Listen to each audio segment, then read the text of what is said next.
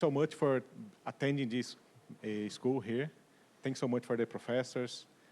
Some of them already left. And thanks for Markus, Anna, the other organizers. Rafael is coming here. And today we have the talks by Professor Markus and later Dr. Victoria Porosova. And in the middle, so right after the talk by Professor Markus, we have the announcement of the winners of the hackathon and the prizes. So right after his talk. So, and now let's start the talk by Professor Markus. Professor Markus is a full professor at Stockholm University in Sweden. And he has been working with trapped ions for his entire life, more or less, and other things too. So he's one of the most important persons in the world that do trapped ion systems. So thank you so much for coming here and accept the invitation to talk to our students. Thank you, Celso, for the nice words. Yes, I've been working with trapped ions for quite some time. Not for the whole life. Before that, I've been working with cavity QED systems.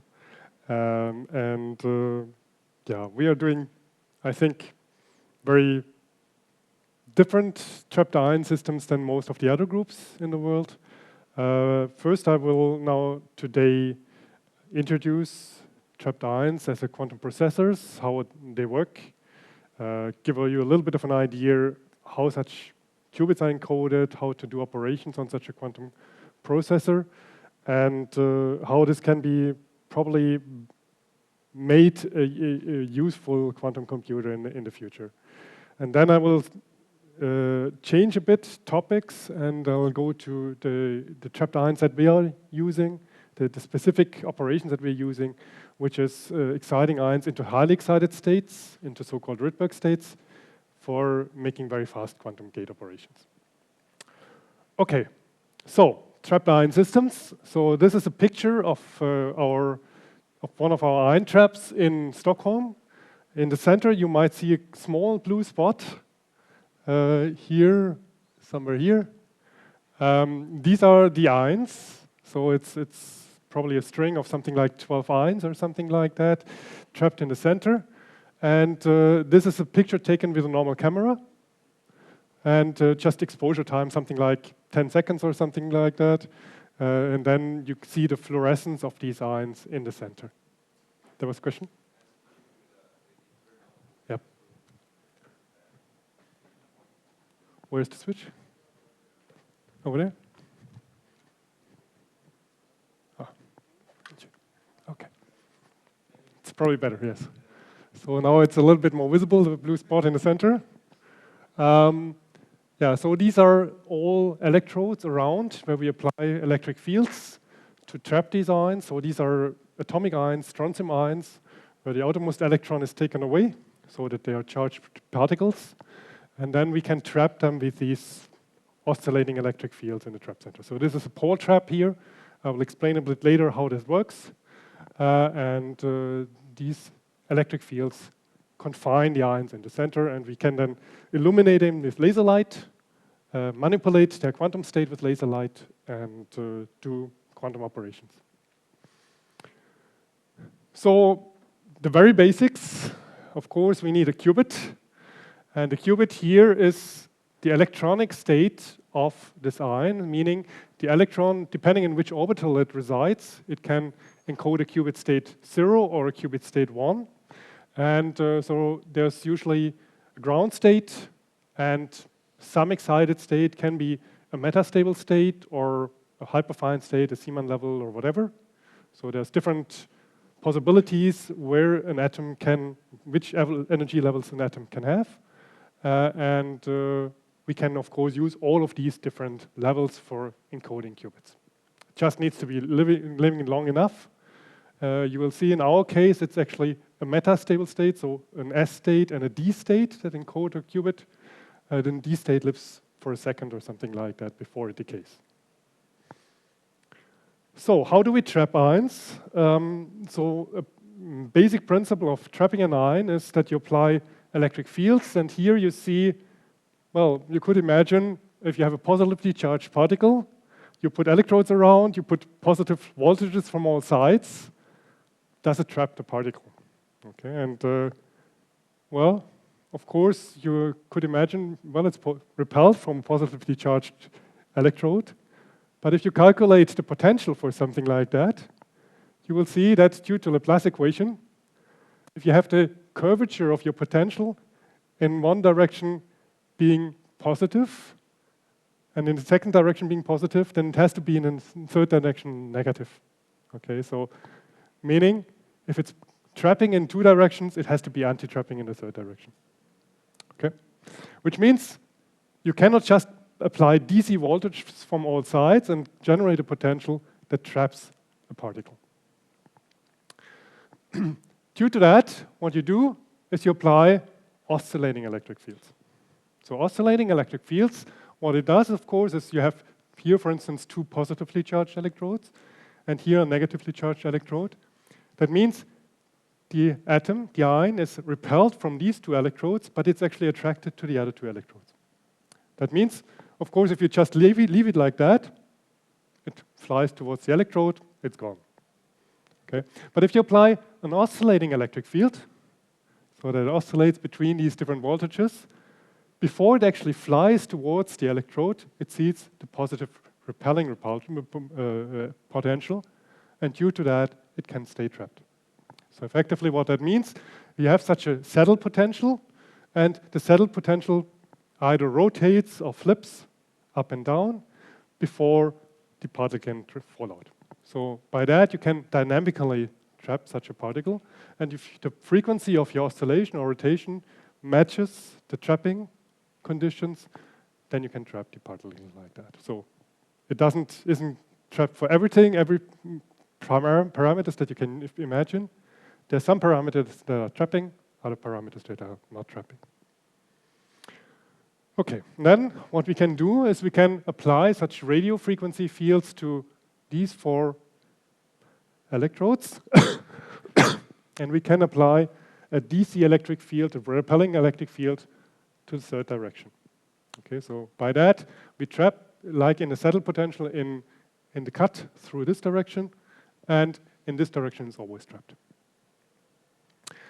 And if we do that such that the trapping is stronger here in the radial direction than in this axial direction, then the ions, since they all repel each other, they will align in the minimum energy configuration. Okay, so they will all want to stay in the lowest part of the trap, and they of course also at some point have to climb up a bit the trap. But if the energy of this is smaller than if it would go a bit to the side, then they all align in such a linear string. Okay, so with that we have now a linear string of ions. They are at the position of this quadrupole potential of this what you've seen before, here in the center, because they're here in the center in between these four electrodes. And they don't see actually an oscillating electric field apart from this quadrupole. If they were going a little bit to the side, then it would flip up and down, up and down, and up and down, and it was oscillate. But here in the trap center, that doesn't happen. And that's where we want to have them. Okay, now what we can do is we can shine laser light onto them. And the laser light can drive transitions between the different energy levels, between the electronic energy levels. And if you now drive it to an excited state, it can fall down again, it can go up again, it can fall down again, and so on. And scatter each time that it does that, it can scatter photons.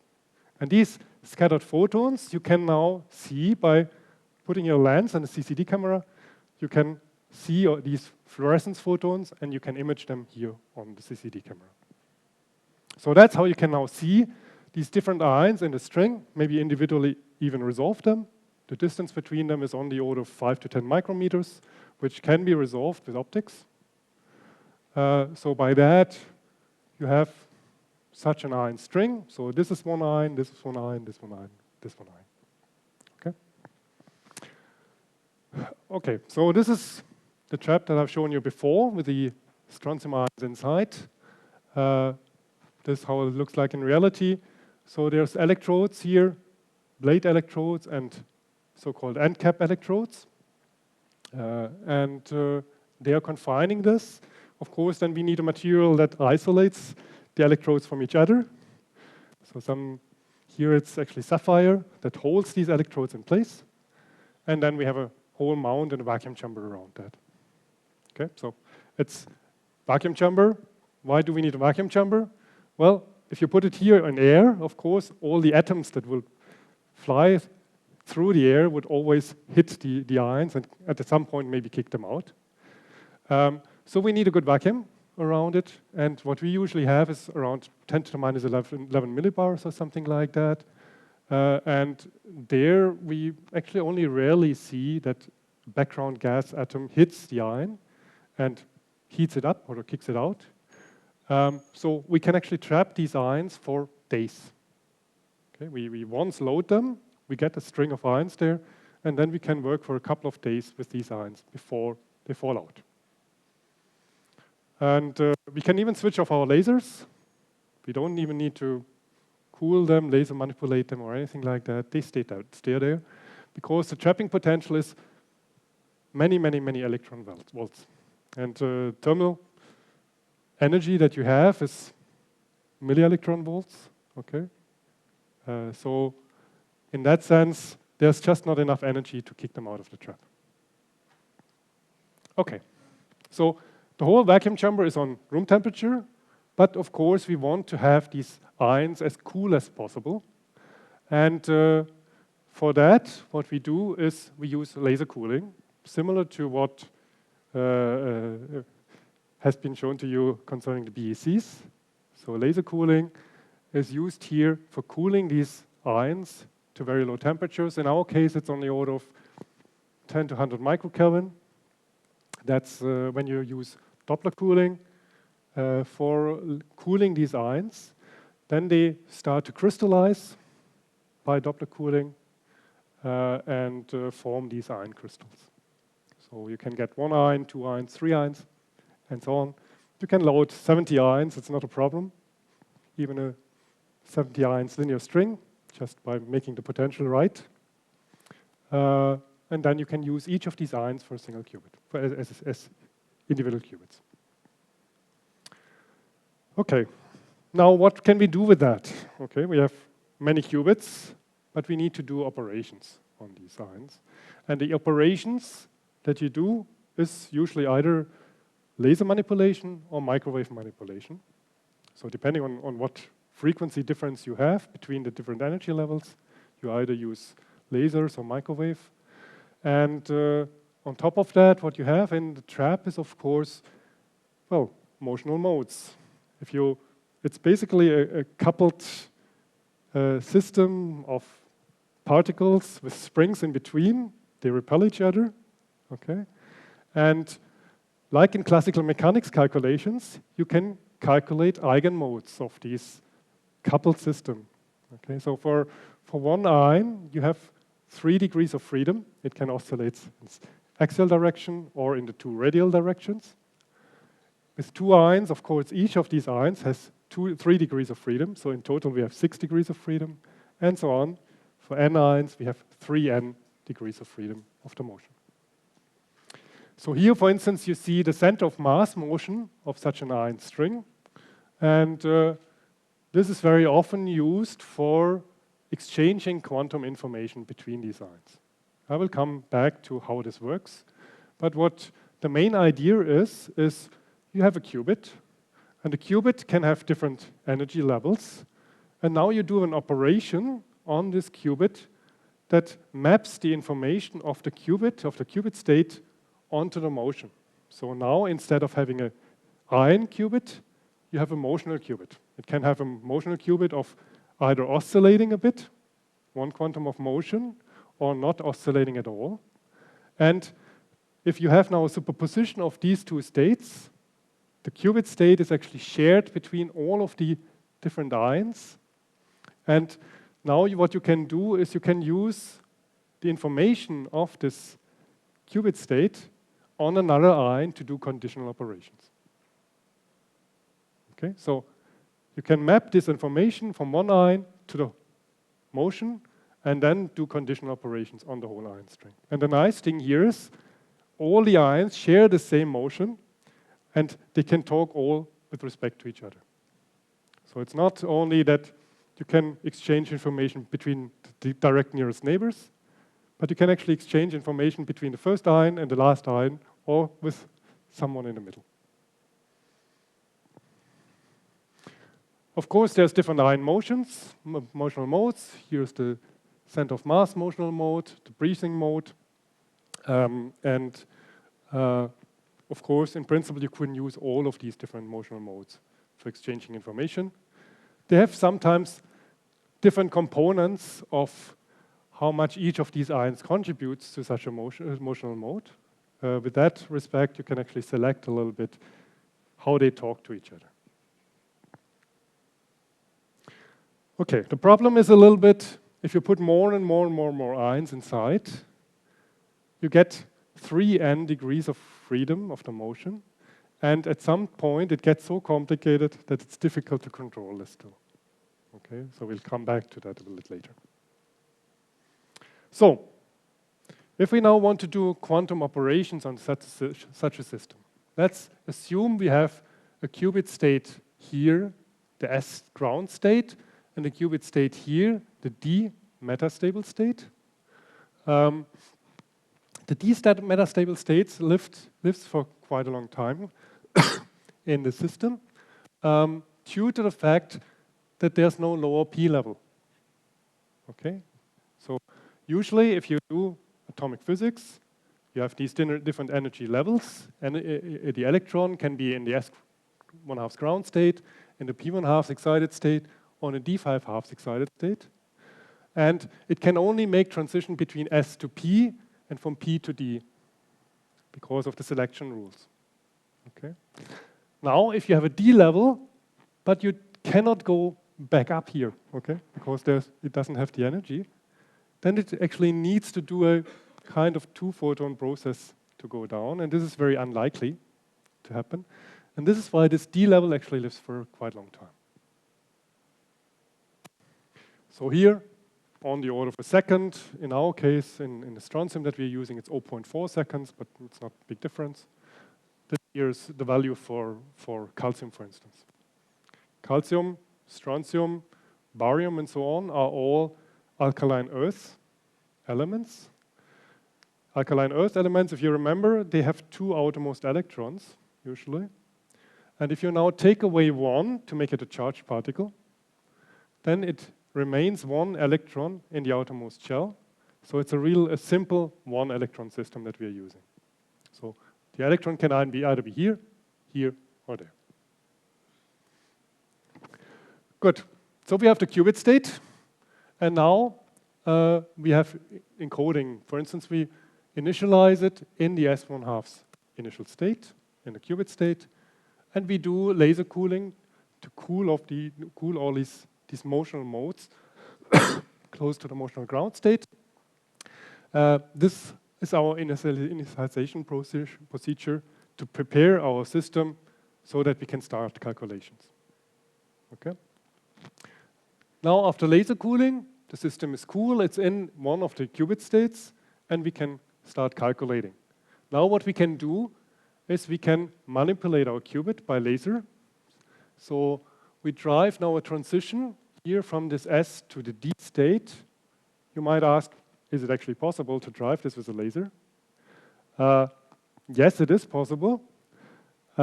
If you have a lot of light and drive this with a laser, then you can also calculate transition matrix elements there. It's not anymore a dipole matrix element, but a quadrupole matrix element. And to drive this with a laser, you need to go a little bit more into the details. What you actually need is a gradient of your electric field to drive a quadrupole transition. While for driving a dipole transition, you only need the electric field.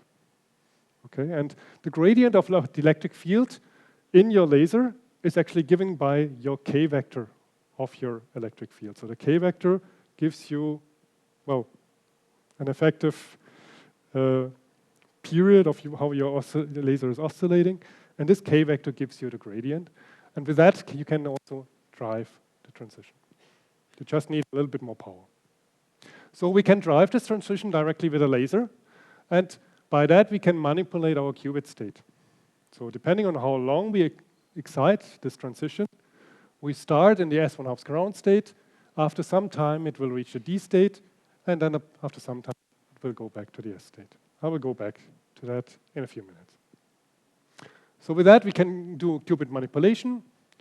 We can maybe even manipulate our motion, do all this calculation that we want to do. And in the end, we do fluorescence detection, meaning we drive the transition from the S1/2 to the P1/2 state. And if we drive this transition, it will scatter photons. It will fall back down to the S state. Well, might also fall down to the D3/2 level, which is not plotted here. But then we have another laser to put it back into this cycling transition. Okay, so it will scatter a lot of photons here on this transition, but only if it was in the one state.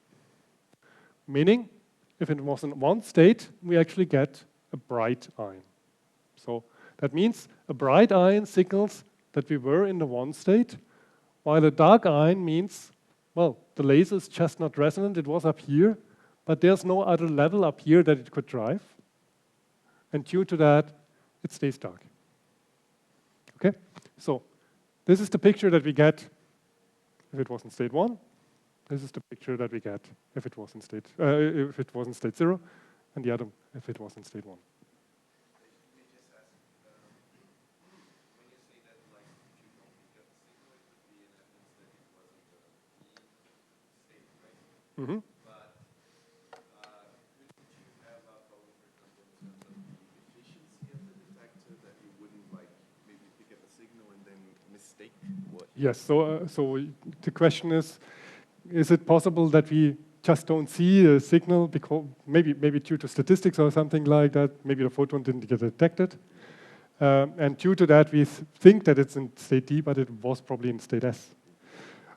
For that, we have to make sure that we don't only detect a single photon, but we actually detect many photons. Okay, and so depending on how many photons we detect, we can say, okay, well, this was probably just background light, background noise or something like that. That is still the state 0. Okay? Or there was so much light, it can only be state 1. And we can actually drive it in such parameter regime that we can very well distinguish the two. So there is really almost no error, an error of 1 times 10 to minus 3 or something like that. Okay? Thanks.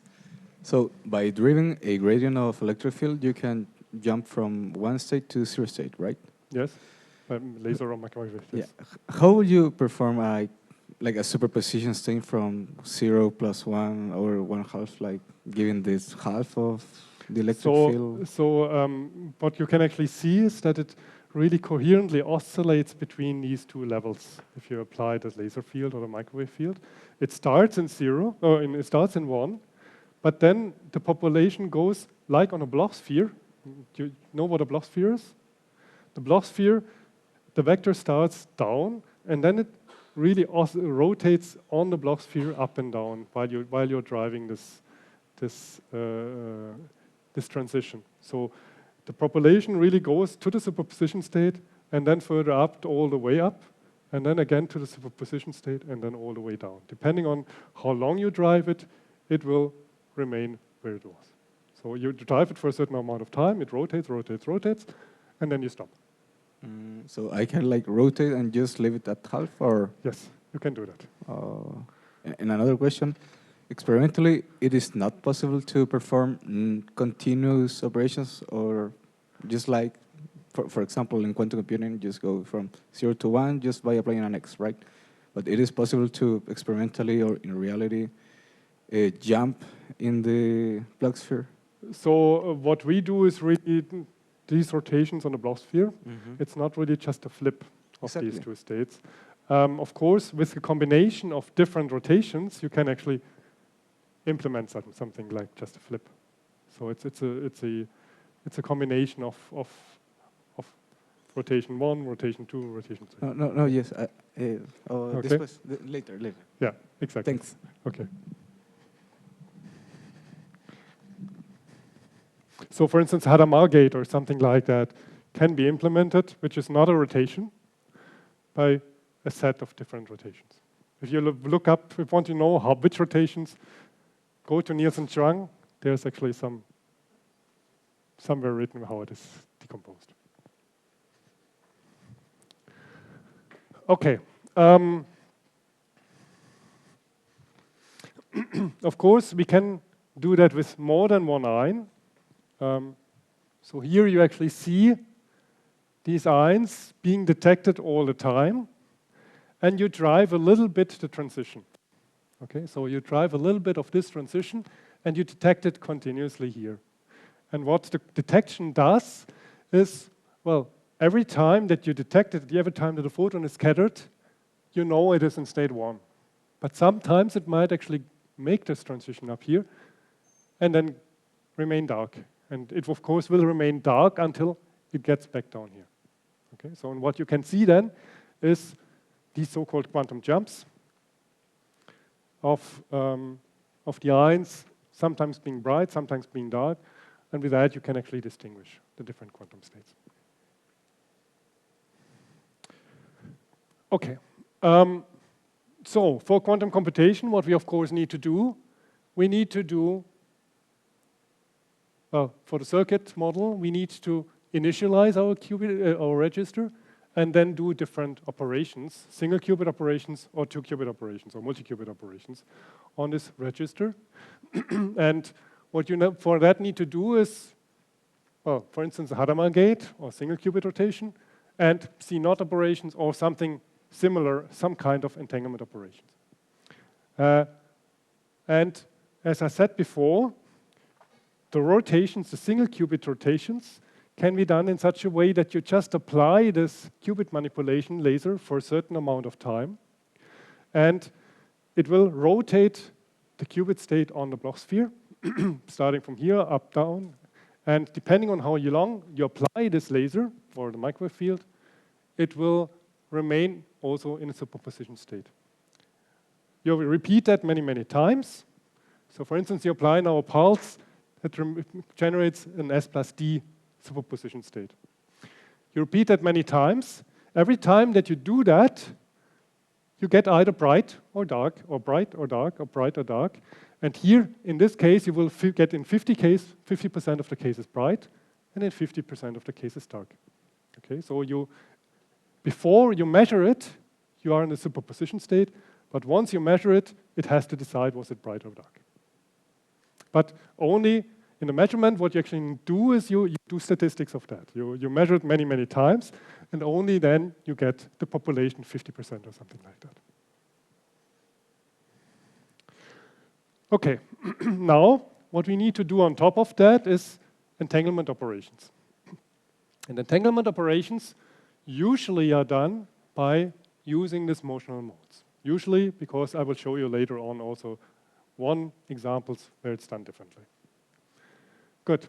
So the motional mode, here for instance the center of mass motion, is basically, well, it's a harmonic oscillator, okay?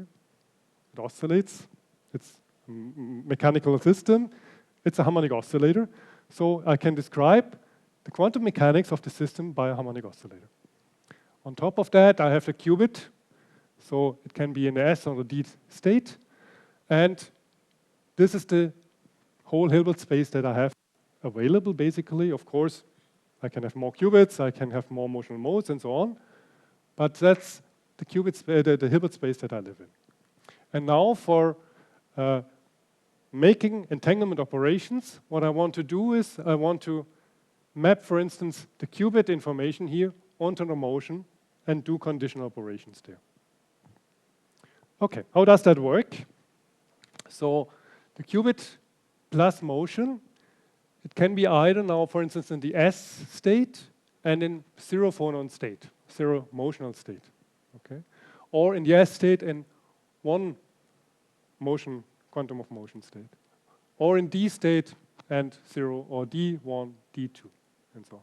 And these are the states that are plotted here in a just different manner. The S state and 0 quantum of motion, D state, 0 quantum of motion. S state, 1 quantum of motion, S state, D state, 1 quantum of motion, and so on. So it's a kind of ladder that you have there.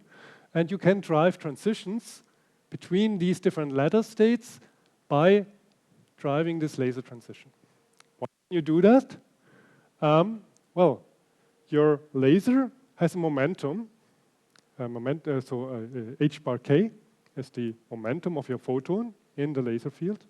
And if a photon is absorbed, this h bar k can transfer the momentum also onto the motion, and by that change the quantum of motion. Okay. Also, of course, when it's emitted, it can also take the motion away again, and by that also, or take it in the other direction effectively, okay? And by that also change the quantum of motion. So you can drive transitions between these different states here, and you see that in the spectrum that when you drive this qubit transition, on resonance to this qubit transition, you see quite a nice line, but you also see sidebands with respect to this line. And these sidebands are, for instance, here the axial mode, so the mode of the motion oscillating in one direction, which is approximately 1 megahertz of oscillation frequency. Okay, so here, the quantum of motion plus 1 megahertz drives such a transition, and the qubit transition minus 1 megahertz drives such a qubit transition. Okay, so it's a red sideband and a blue sideband, and the blue sideband, if you flip from S to D, adds 1 quantum of motion, and the red sideband, if you flip from D to S, also adds 1 quantum of motion. If you go from S to D, of course, takes 1 quantum of motion away. Okay, now let's think of it. Let's start in a superposition of these two levels here, and we drive now this transition, the red sideband. If we are in a superposition before of this quantum of the qubit, and we now make a pi pulse on this transition, then the information from here is going down there. So it flips. Everything that was up flips down. So the information that was here is now here, and this one doesn't change because there's just no level here. Okay. So the qubit, the superposition of the qubit here is now a superposition of the motion. Is this clear? More or less? Okay, so yep. So what I can do is a superposition of a qubit I can map onto the superposition of my motion. And now all of the ions in my string know about the motion, and one can do condition operations on the neighboring ion. Okay, in reality, unfortunately, it's a little bit more complex what we do with these trapped ions. It's a so-called Mermer-Sørensen operation, for instance, that is used for such entanglement operations. And you see here, for instance, now 2 ions. They can be either in SS, SD, DS, or DD. So these are the 4 different levels. And now I can drive red sidebands and blue sidebands. So here's motional state N, and the red sideband would take out 1 quantum of motion and flip one of the ions. So one of the ions flips now from S to D, and 1 quantum of motion is taken away. And then the blue sideband can flip the other ion from S to D and add the quantum of motion again. Okay? Or vice versa. First one flips, adds 1 quantum of motion, and then the second one flips and takes it out again. And so on. There's different possibilities of how these individual ions can flip and add or take 1 quantum of motion away. And in the end, there's an effective coupling between this SS state and the DD state up here, due to the fact that there's an interference of all of these 4 different paths. Okay, so it's a quite complex interferometer, let's say. 4 different paths that it can go. And if you add up all of these 4 different paths, the nice thing is actually that it doesn't depend on which end state you start with. It doesn't depend, the coupling of these red and blue sidebands unfortunately usually depend on the motional quantum state. Okay? And if you have this interferometer, then this dependence on the motional quantum state drops out, and due to that you get an effective coupling here between the SS and the DD that's independent on N. Okay, so an effective coupling between SS and DD, what does it do? Well, it is a correlated flip of both ions, and they exchange 1 quantum of motion in the meantime. And for instance, if you start in SS and you wait for the right amount of time, you can get into a superposition SS plus DD. SS plus DD, well, it's an entangled belt state. Okay, so this operation is an entanglement operation. And the nice thing is, it's an entanglement operation that works for SS, for DD, for DS, and for SD. So it's a nice entanglement operation that stays within our qubit state, Hilbert space. Okay, and what you can do with that is you can actually generate very, very nice GHZ states, because even for a larger number of ions, this operation still works. So you can drive red sidebands and blue sidebands here. And here's plotted now, for instance, for 4 ions, this blue sideband and red sideband operation. And you see here, it's getting a much more complicated interferometer. Many, many, many different paths. Actually, only half of the errors are plotted here, because here's no red error and here's no blue error. Okay, so it's very complex, but it still makes an effective coupling between SSSS and DDDD. So it's a nice, complex entanglement operation. Okay, good. So we start in SSSS, wait for the right amount of time, and we end up in a superposition of SSSS plus DDDD. And this can be now used for generating entangled states. For instance, for 2 ions, there was a long time ago actually already, this was 2011, something like 98% fidelity for an entangled state. This has been improved quite a bit now recently in 2021 by Thomas Monn's group in Innsbruck. They have generated up to 24 qubit entanglement using this method. And to just give you a bit of an idea, what does it mean to have, for instance, 14 qubit entanglement? Well, 14 qubits.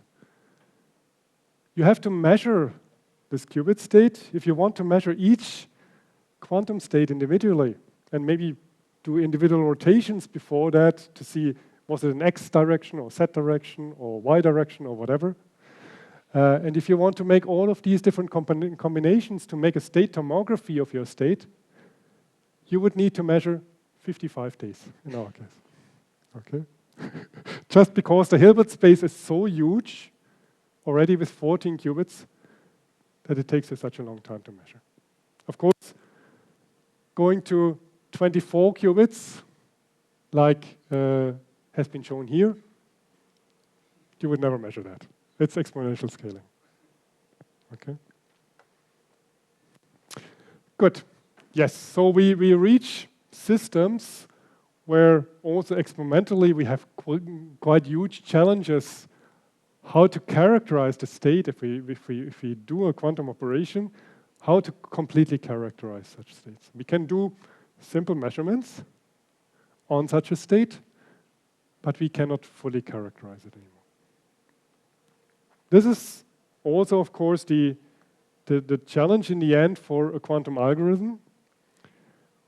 What measurement can you do in the end to get a result that is meaningful without need to fully characterize a quantum state? Okay. Good. So what we then have is these single qubit Rabi oscillation. We can even do them with an addressed laser. So we can send our laser beam onto the first ion, the second ion, the third ion, and so on, and select which of these ions is manipulated. And we can do this entanglement operation, the so-called Mermer-Sørensen operation, for generating entanglement and for any arbitrary entanglement operation in the end. So with that set of quantum operations, we have a full set of quantum operations, meaning we can do any arbitrary unitary transformation with that.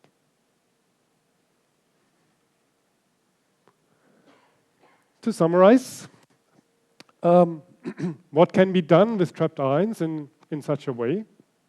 Well, I've shown you the 24-ion entanglement in a linear string. We can do qubit operations. Actually, all gate errors, the best demonstrated gate errors are all below 10 to the minus 3. Of course, if you do gates in 24-ion strings, they are not so good anymore. Okay, so this is a little bit of the complicated part. We can do that with 2 ions quite well, but we cannot do it with 20 ions so well anymore. One can do individual rotations up to 70 ions. So that means we can move the laser beam to each of these 70 ions and manipulate each of them individually. Well, there's quantum simulations up to 50 ions or more than 50 ions. And recently, there was many demonstrations like Shor algorithm, like actually many quantum error correction demonstrations up to, I think, 14 logical qubits encoding and so on. So there's quite a lot of work being done in that respect. So with that, we have entanglement operations. Just to give you a little bit of an idea what also the problem is, the entanglement operations are on the order of 50 microseconds. Well, let's compare it to other systems. Well, superconducting qubits, they have 100 nanoseconds entanglement operation. So this is much faster than what is used in trapped ions. But on the other hand side, trapped ions have in coherence times of seconds of hours. Okay, and on the other, superconducting qubits have coherence times of a few hundred microseconds maximum. Okay, so there's quite a big difference in the time scales of different systems and what they can do. But the nice thing about trapped ions is all of these ions are identical. We don't need to make these ion qubits as good as possible. They're already there. We just need to trap more ions, and we have more qubits. Okay? We need to be able to control them. Yes, sure. We need to make the qubit operations as good as possible. For 2 qubits, we are already there. For many qubits, well, we have to work on that. And we have to make maybe all the operations faster to be competitive to other quantum systems. There's quite a number of groups working on that. Here, a selection of groups that are quite advanced in what they are doing. Innsbruck, Oxford, Mainz, Zurich, Sussex, Maryland, NIST, Berkeley, Singapore, Duke, Sydney, UCLA. So many groups are really working on that. They're of course working more on the fundamental physics of making it as good as possible. Okay, but there's also quite a number of startups already and companies interested in trapped ion quantum computing. So here's probably not even all trapped ion quantum computing companies that are working on different areas of trapped ion quantum computers. I think you might know IonQ and maybe Quantinuum, which are the 2 American companies. AQT and Infineon, they are Austrian-based. Qdura, Electron, Next are German-based, and Universal Quantum and Oxford Ionics are UK-based. So these are the, well, basically 4 different countries mostly involved in the trapped ion quantum computation. I think there's also one company in France that I forgot, in Paris. I have to look up the name. But if you want to know more, I think the link here is here on the webpage actually. I think it's crystal computing, or crystal quantum computing or something. Good. So, yep, to give you a bit of an idea, each of these companies has something like 20, 30, 50, maybe 100 people working for them to build these quantum computers. So these are already quite large efforts to build these quantum computers, and quite a bit of money going into that. So if we want to use more ion qubits, what is usually done? So the main idea that is used for scaling this number of ion qubits is putting ions on a chip. So instead of making these big electrodes to trap these ions, to trap the ions by electrodes on a chip, and then have different regions here where you can, with these electrodes, shuttle the ions in between different regions. And there might be a region where you have a memory, where you store them for some time just to have the qubits somewhere and wait there for some time till they are used again in the computation. There's a computational region here where you manipulate them with the laser pulses, and then you can rearrange them depending on which ions you want to use now for your computation, and put them into computational regions. Maybe cool them in between again with some laser light by additional ions or something like that. So this has been proposed by Dave Kalpinski and co-workers in 2002. And there's now quite a huge effort also in realizing that. I guess one of the most complicated systems is the one from Quantinum in Boulder, Colorado. They have such a race trap here where they can shuttle ions here in such a ring in different areas.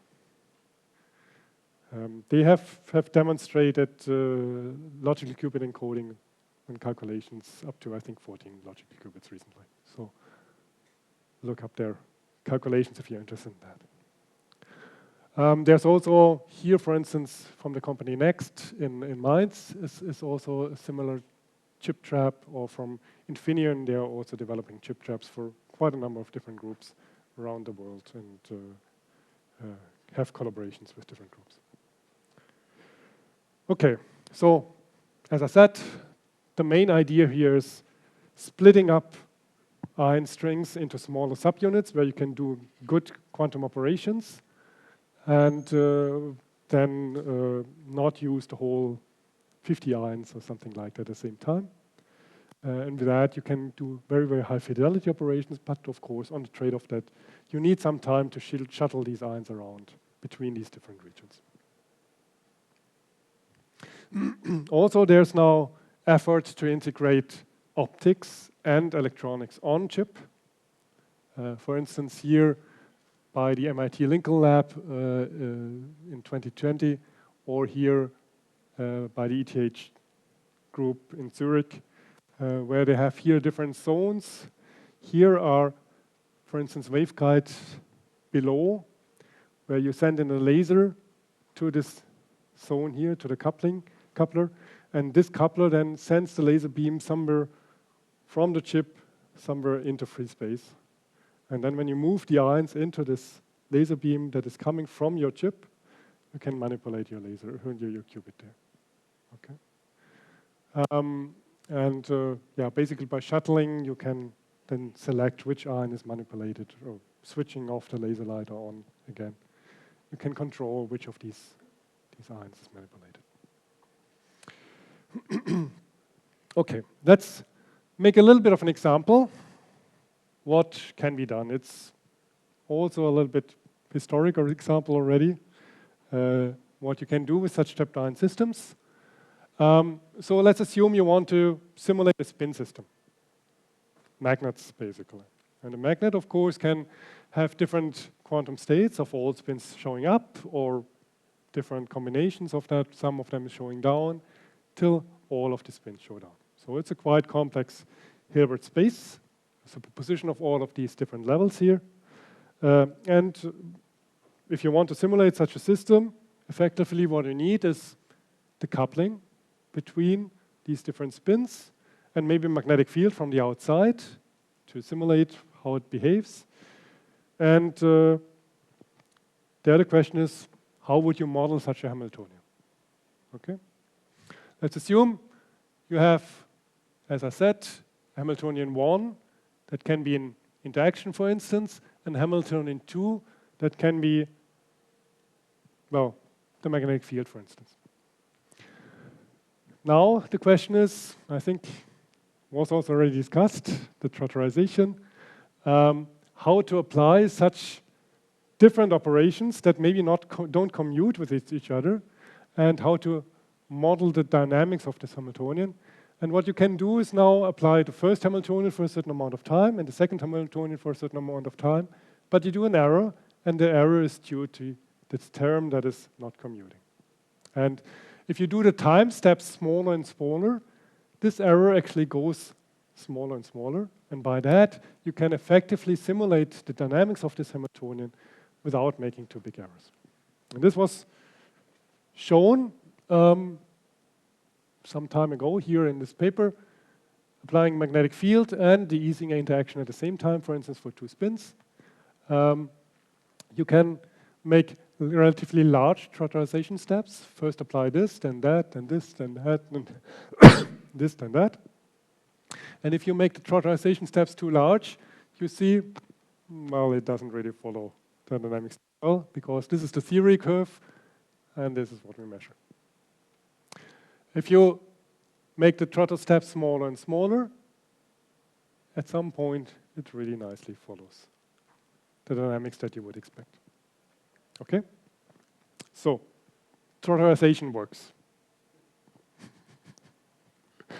Of course, you can also do more complex simulations. For instance, well, this is magnetic field, and here a Heisenberg type coupling. So this would be a coupling XX, YY, and ZZ. And you maybe don't want to have the same coupling in XX, YY, and ZZ. So there's different factors in front. JXX, JYY, JZZ. And if you want to have them different, you can just apply this a different amount of time. Okay, as a wait for a longer time or shorter time to apply such an operation. And you can actually also quite nicely simulate such a system by just applying them individually, one after the other, of course with small time steps to not do too much trotterization steps. So with that here, for instance, since we're 84 gates, you can simulate nicely a Heisenberg model. Okay, let's now change gears a little bit. Let's go to the system that we are currently working on, the so-called Rydberg ions. So what are Rydberg ions? Different than what I've shown you before. So Rydberg ions are systems where we excite these trapped ions into high electronic states. So close to the ionization limit. So the electron is now in an orbital that is relatively big, so you know that the orbitals become bigger and bigger the further out you go. And this electronic orbital is now so big that it, well, is not reaching the next ion yet, but it's actually bigger than the oscillation of our ions.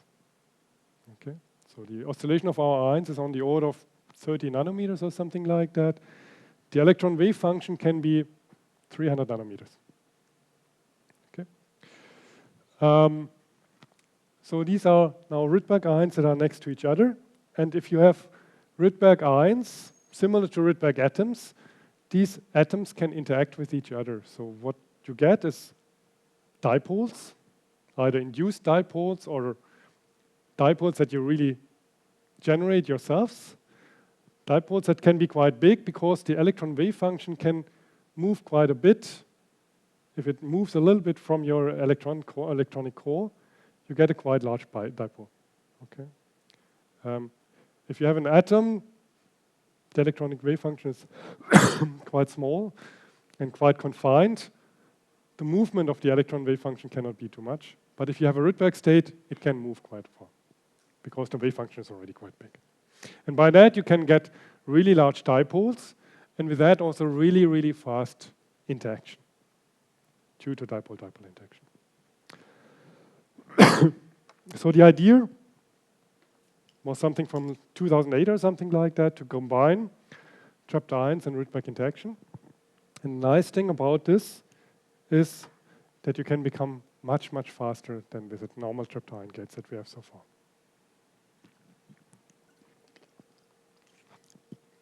So what do we get there? Well, we get interaction rates that are similar to the two-qubit gates from superconducting qubits.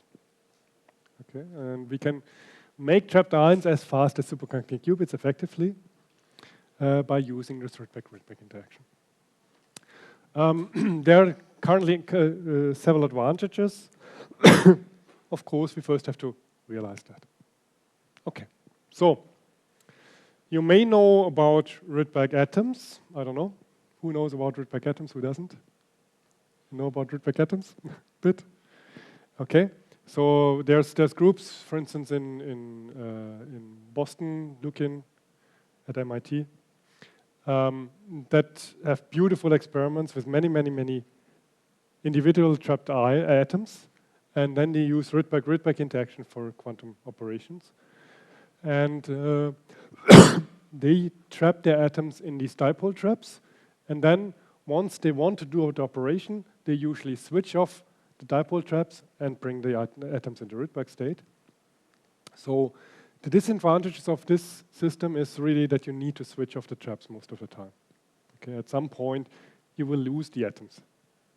Well, of course, if you switch on the trap fast enough afterwards, the probability is not very high, but still, it will heat up, and at some point, you will use it.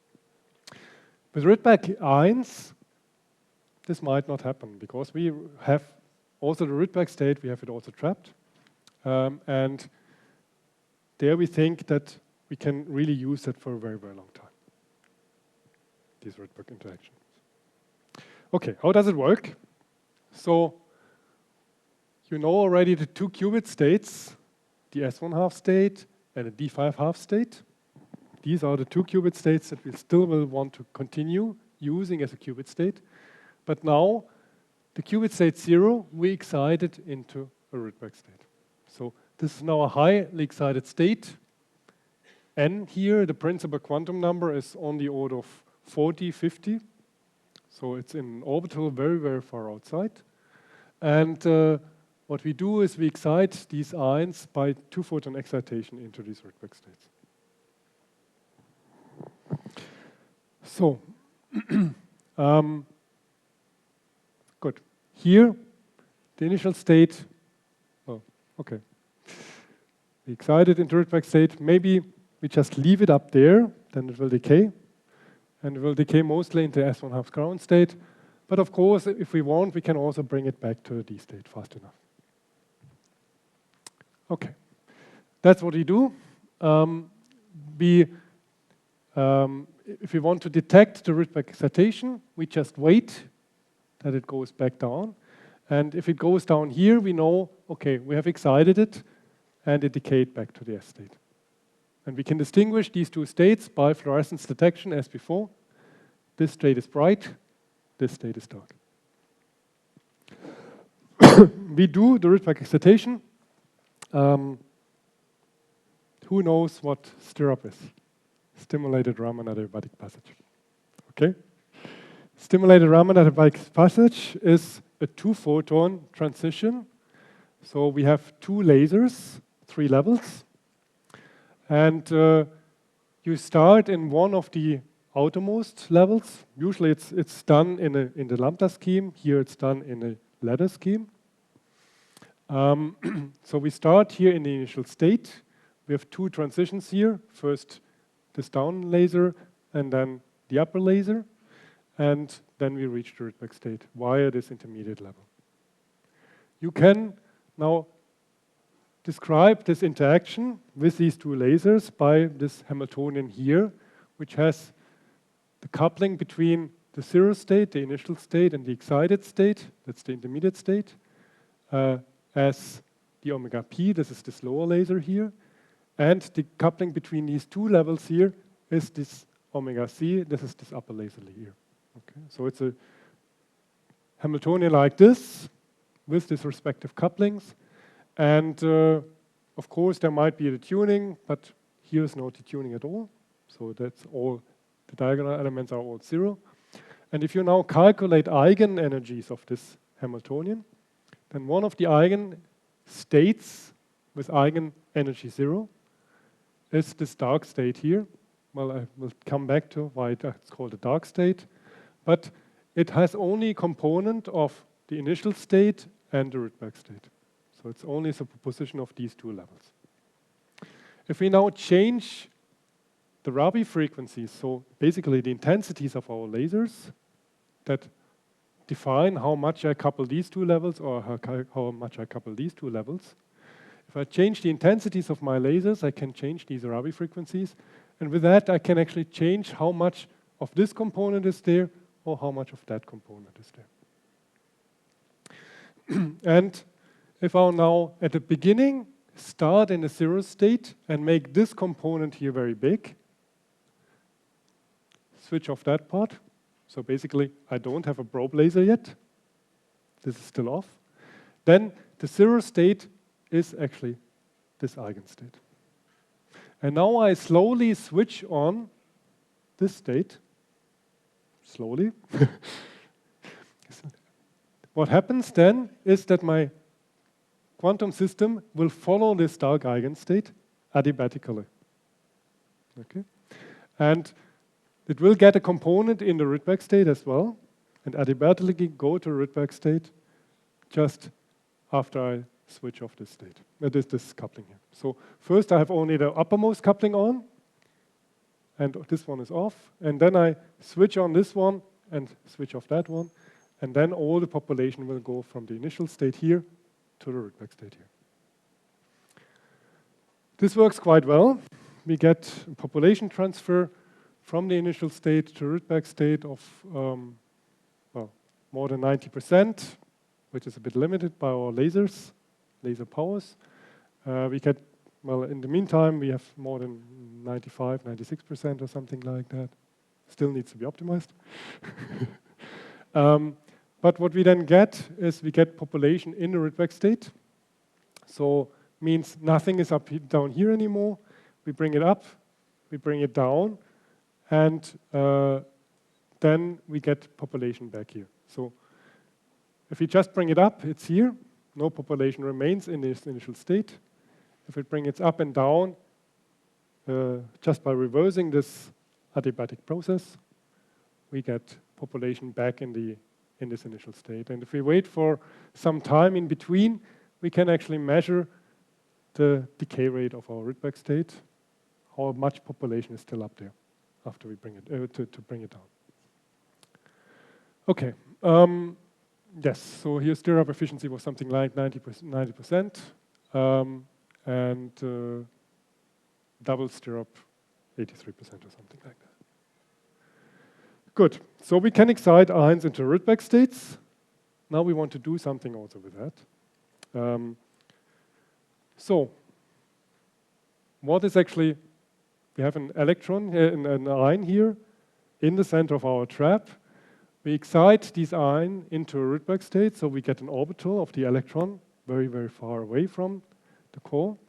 And now this orbital is actually quite big, and it actually sees the electric field here. Okay, so this is our trapping field, the quadrupole that we use for trapping. And if the ion moves a little bit away from the center, there's even an oscillating electric field. So what happens with the oscillating electric field? The oscillating electric field can now shift the electron wave function away from our core. So it basically, the oscillating electric field induces a dipole in our atom and in our Rydberg atom. And the polarizability of our Rydberg atom is actually quite big, which means that we get an effective polarizability. If you get a dipole in your electric field, of course, there's also force in between the two. And this leads to an additional potential. So this is polarizability times electric field, an additional potential for our atom inside our trap. And we can look for what happens there. So the additional potential means sorry. The additional potential means we have the ion in the ground state, we have the ion in the Rydberg state, and the potential in the Rydberg state is slightly different due to this polarizability. Meaning, here we have an harmonic oscillator in the ground state of the trapping potential, and we have an harmonic oscillator of the ion in the Rydberg state that is a little bit different due to these polarizability effects. This means that if we now make transitions from the ground state to Rydberg state, it depends a little bit on in which motional state we start with, which transition frequency we have here for exciting it. Okay. And we can measure that. We can measure by that the polarizability of our Rydberg state depending on which phonon state, which motional state we prepare initially. Depending on that, we see a little bit of a resonance shift of our excitation to a Rydberg state.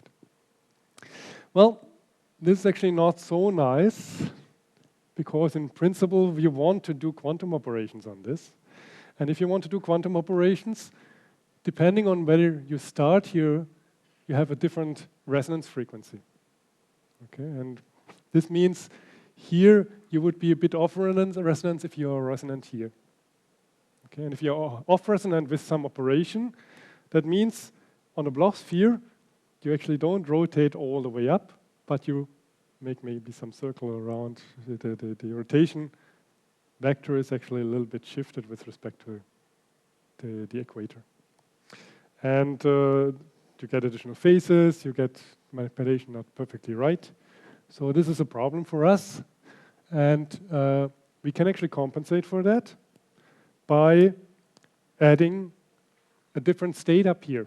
So the S state has a certain polarizability, the P state has another polarizability due to the fact that the other energy levels are maybe on one side or the other side, and due to that it's either shifted in one direction or shifted in the other direction by the electric field. So S and P state actually have opposite polarizabilities. One of them likes the higher polarizability, higher electric field, the other one likes the lower electric field. And if we make superpositions of the two, we can actually tune it in such a way that they are both having the same polarizability. So with that, we can tune how much the resonance frequency shifts depending on our number of quantum of motion. And this was what I showed you before. This would be an equal superposition of S and P state, and this is now somewhere in between, which is now not dependent on the initial quantum state of our motion.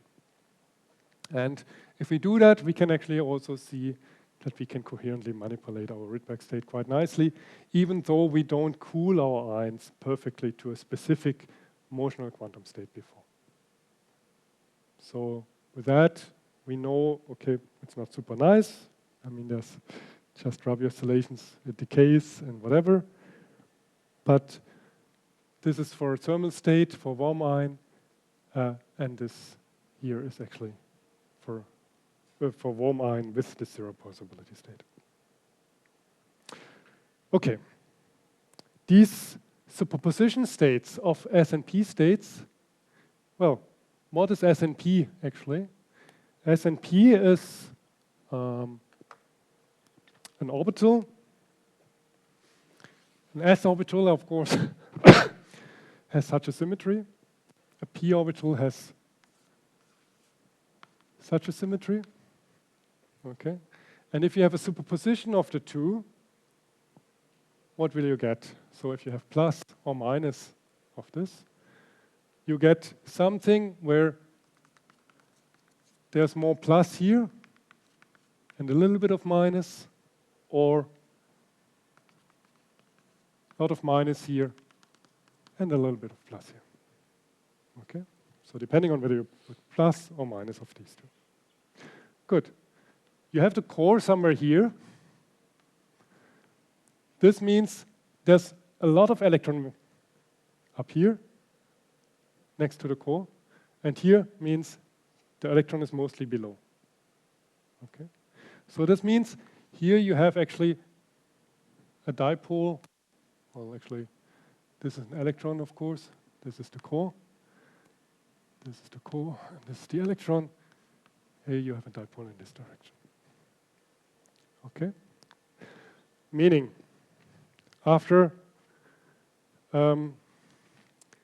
if you drive this transition, depending on of the S plus D transition, if you get a superposition of S plus D, S plus P, you get, these two microwave levels.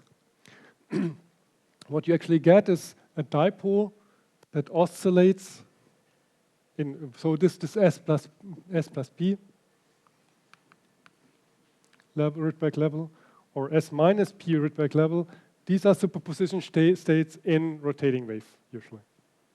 If you go to a non-rotating wave, you get actually something that has a fast e to the I delta omega t term in front here.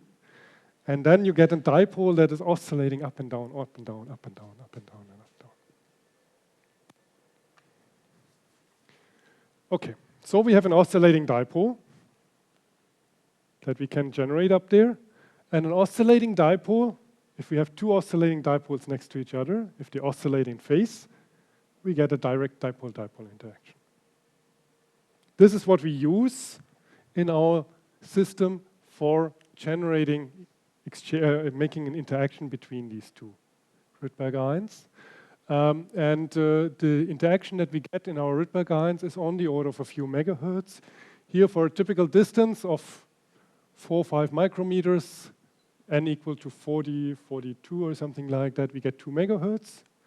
We can go to higher Rydberg states. We can get a little bit closer. That I think we can get to an interaction strength of maybe 20 megahertz or something like that. Okay, what does it mean, 20 megahertz interaction strength? Well, it means that the information here is exchanged with the information in the neighboring ion, if there are 2 ions now, at the rate of 20 megahertz. Okay, so they can exchange quantum information at this rate, and this is what we want to use. 20 megahertz is already quite good. 10 megahertz would be 100 nanoseconds. 20 megahertz, 50 nanoseconds or something like that. So this is much, much, much faster than our 50 microseconds exchange rate that we usually use via the motion. Okay, and this is what we showed some time ago. We excited our ions into Rydberg state. We were driving here transitions via this microwave field to induce these oscillating dipoles. And now we did that for 2 ions next to each other. The oscillating dipoles means they exchange information with each other, and we have a dipole-dipole interaction. Okay, dipole-dipole. Dipole-dipole interaction. Let's go one step now back. Let's assume we have 2 ions next to each other. We excite the first ion into Rydberg state. Okay, 1 ion into Rydberg state, there's no interaction because there's no neighboring ion into Rydberg state. But once we bring the second ion into Rydberg state, there's suddenly an interaction. And this interaction is now here a direct dipole-dipole interaction, which is proportional to 1 over the distance of these ions to the power of 3. Meaning, the energy level of both ions being in the Rydberg state is now, due to this interaction, shifted in energy depending on the distance. Meaning, We can now excite one ion into Rydberg state, but we cannot excite the second ion into Rydberg state anymore. This is now off resonance. It's just not driving this resonantly anymore. So we can only, we can only excite one ion into Rydberg state, but not both. And this is what we showed here. We can drive Rabi oscillations here for one ion. This is the green curve. We can now put two ions next to each other and drive Rabi oscillations again. And now detect, was only one ion in Rydberg state or were both ions in Rydberg state? And this is the curve for one of these two ions being in a Rydberg state. And this is the curve for both ions being in a Rydberg state. So you see that the second ion doesn't get excited, while one of them can nicely oscillate to a Rydberg state. You don't know which one. And actually, due to this coupling, symmetric coupling of both of them, you actually get a square root of 2 enhancement of the coupling to Rydberg state. You can now use that even for a quantum gate. So a quantum gate here in our case was the so-called controlled phase gate. A controlled phase gate means you get a minus sign in one of the states, but nothing in all of the others. So 0, 0 gets a minus, 0, 0, 0, 1, nothing happens, 1, 0, nothing happens, 1, 1, nothing happens. How do we implement something like that? Well, you have an interaction, and the interaction shifts your energy level. Let's assume we can excite really to the Rydberg state, where the energy is now shifted due to this interaction. Let's excite the 0 state to Rydberg state. One state doesn't get excited to Rydberg state because the one state is just uncoupled from these Rydberg lasers, Rydberg excitation lasers. 0 state is coupled, excited to Rydberg state. The one state is not excited to Rydberg state. And 1, 1 just doesn't do anything. Nothing is excited to Rydberg state. 1, 0, only the 0 state is excited to Rydberg state and going down again. There's no interaction because only one Rydberg ion is there. In this state, also only one ion is excited to Rydberg state. There's no interaction. But if we start in 0, 0, we bring both ions into Rydberg state. There's an interaction. The energy level is shifted. And if we wait for the right amount of time, this energy shift means there's a phase accumulated. Okay? And the phase that is accumulated, we make in such a way that it just gets this minus 1. And this implements a controlled phase gate. It's an entanglement operation that can be used for any arbitrary quantum computation. Okay, we use that for generating some entanglement. We generated a belt state with 78% fidelity. Well, 78% fidelity is not great. You can certainly not do quantum error correction with that. We know that we need, well, 10 to minus 3, sometimes 10 to minus 2, but better 10 to minus 3 for quantum error correction. So we certainly have to improve on that. But it's possible. It's mostly due to technical limitations that we're there. Okay, so a bit of a summary of errors. Well, I guess I should slowly get to the end. There's some estimation what are our technical errors. So we have made a quantum gate with trapped ions that is below a microsecond fast. We are currently still not so great in fidelity, but we want to get here somewhere. This is realistic with technical improvements. Something like 100 nanoseconds gate time and below 1% error. And yes, we can also show that we can do the same gate in a 12-ion string. Belt state fidelity dropped even a little bit further, so we have to improve even better there. But we can do such quantum computation even in 12-ion string. So we don't need to split it up into smaller substrings, but we can do the same operation with the same speed in a longer string. Experimental challenges. Well, we are currently setting up a cryogenic system. Problem is that the ion string here, the center ion, is excited continuously into Rydberg state, or sometimes it's going to Rydberg state. And you see, it's actually a real-time movie, okay? So this is something that runs for a few seconds, without, nothing happens, just we excite the Rydberg state, excite the Rydberg state, and we can continuously look at the system. This is actually quite unique. We cannot do that with Rydberg atoms, for instance. They would just fly away. This is quite nice. But our problem at the moment still is sometimes the center ion gets additionally ionized. So gets a doubly ionized state. And what you then see is that the outer ions hop a little bit further away. There's more Coulomb repulsion suddenly because the electron is now, the atom is now doubly charged. And then it pushes the other atoms away. What we then have done here, we had changed our trapping parameters in such a way that only the singly charged ions are trapped. The double charged ion flies out. And that is what's left over. However, what we can do is we can go to cryogenic temperatures. And at cryogenic temperatures, this process of double ionization should be very, very strongly suppressed. Reason for that is this state here can, with a thermal photon that is around, can reach the ionization limit. Okay, so a thermal photon that just by blackbody radiation from the room temperature setup can bring the Rydberg state to double ionized state, and you can suppress this by 9 orders of magnitude or something like that by going to cryogenic temperatures. That's what we're currently doing. And I will, of course, hopefully soon be able to show you a bit more about that. Okay. To summarize, yes, so this is the team that has done the Rydberg experiments, Rydberg ion experiments. It's a super nice system. We have lots of collaborators, including here Celso and Romain here in Brazil.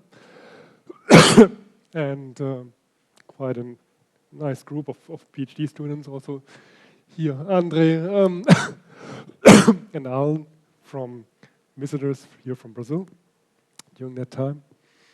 Yes, we are currently working on making the systems really robust, high fidelity, and super fast quantum operations to hopefully show you a nice quantum processor with that. If you're interested to know more, come to me. If you're interested to join the group, there will be also postdoc and PhD students positions available. Just contact me.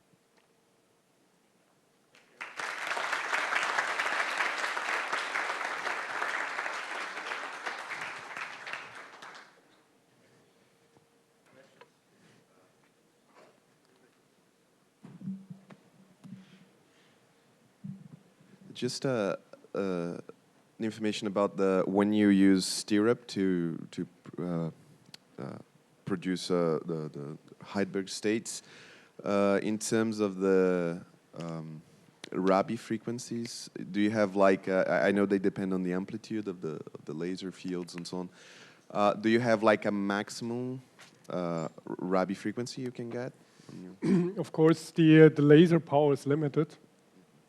Of course, you can make the stirrup faster and faster, but basically the adiabaticity criterion depends on how big you can make the Rabi frequencies.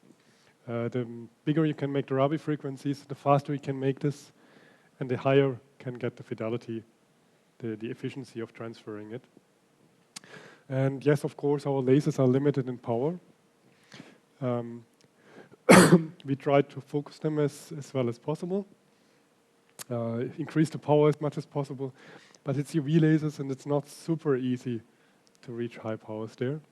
This is currently one of the limitations that we have. A Rabi frequency of like in gigahertz is a hard thing to achieve, or? I think it can be achieved if you use pulse lasers, and of course. Would be nice to have pulse lasers for that. We just have a continuous wave laser at the moment that we switch on and off effectively. And the power that we have there is just the maximum power that we get out of laser. Okay, but I think with a pulse laser, gigahertz would easily be possible. I think we have currently something like 50 megahertz or something like that as a Rabi frequency.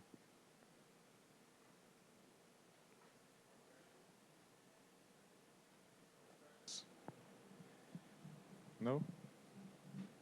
If not the case, let's thank the speaker again.